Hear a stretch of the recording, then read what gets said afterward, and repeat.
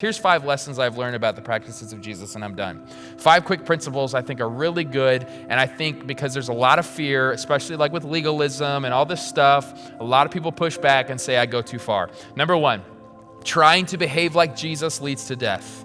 Training to become like Jesus leads to life. So this is not an attempt to be perfect like Jesus. You will fail. It is an attempt, though, to love and be loved by Jesus, and it's training. I like the marathon metaphor. If I'm gonna run a marathon, I'm gonna run a marathon. Tomorrow, if I've never done any training, tomorrow I'm not gonna run 26.2 miles. Tomorrow, I'm gonna ride a bike first, and let's just start there, right? For 2 miles, or maybe run a mile or a half mile, and slowly but surely begin this training program. I love it when pastor said, it's not about where you're at in the yard line, whether you're 99 yards to go or 1 yard to go. The point is you're making progress. You're moving in the right direction. How are you training? God is gracious.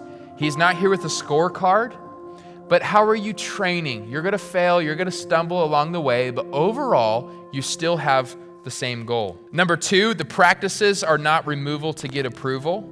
They are making space for God's grace. This is really important. So this isn't, okay, God, I took this stuff away, now you must bless me. No. So for me, I tend to love these practices so much, I now think, okay, God, I've now manipulated you. You have to show up because I did everything right this week. You missed the whole thing. So fasting is not to gain God's approval, but it's actually for me to give him my attention. See the difference there? That's a game changer. Not to gain his approval, but to give my attention. That's what practices do. They make space in your life. They move things around. They get the phone out of the way. They get the news out of the way. They get all the fear, the shame, the anger out of the way, and you're able to be ministered to by Jesus himself. Grace, this one's big too. Grace isn't anti-practice. It is anti-performance. Okay, so rituals have the right place if you have the right heart. Rituals are great. I love that we still have wedding ceremonies. Oh, that's too ritualistic. No, it's a good thing. Rhythms, weekly practices, daily. This isn't you performing and trying to prove to God that you're strong enough. That's not it. But you know your heart is prone to wander. Lord, I feel it. Prone to leave the God I love, right? So I'm going to put in these things so that way on the days I don't want to do it, I still do it. And the days I do want to do it, I do it. And it's practice. Grace loves to show up in practice. It's not about performance, which is very religious. Performance, I was just reading, I think Matthew 24 this morning. The Pharisees did everything to perform and to show off, and God was not anywhere near that. The next thing, our practices have the power to forecast our future. What's really cool about this is if you put in these practices, you will become like Jesus. It's pretty amazing.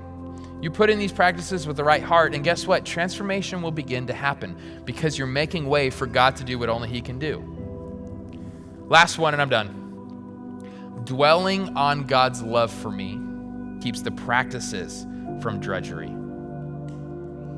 It keeps the practices from drudgery. Here's the thing, and there's certain books I've read about the spiritual disciplines, and I just think this is the most miserable thing, but I want to be a good Christian.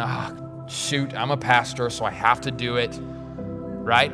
But that you miss the whole boat. But if it's realizing this is actually a betrothal to Jesus, and I'm doing this because I love God, but more important than that, I want to experience the love God has for me. He already has it fully on offer. The point is for us is to make enough space in our life to receive it. So it's not about being the most holy person in the room. It's not even being about the most holistic person in the room. It's just about being loved by God. That is your primary motivation. And when it's being loved by God, you recognize the days you need grace, the days you need to sleep in, and you're okay with that, and you know he's okay with that. But overall, you're becoming more like him because you're doing the things he did when he was on earth. And you know that Jesus doesn't just offer us a better way to life, but he also offers us a better way to live. And these are what we call the practices of Jesus. And our great desire, again, at least for a takeaway tonight, is that we start to figure out what are some couple things I can do every day and a couple things I can do every week. It will be hard at first, but you will recognize it pays back in dividends. It is so good, and your soul is freed. You begin to feel whole again, which is what God created and designed you to live in. That was just a portion of a 40-minute talk I gave just a couple days ago to our church, talking about the vision of our church, and this session was about the practices of Jesus. If that's something you're interested in more, in the podcast we talk about identifying your wounds and your wickedness and how to personalize the practices of Jesus. I think it'll be a blessing to you. Link is in the description down below. Thank you for watching. I'll see you on the next one.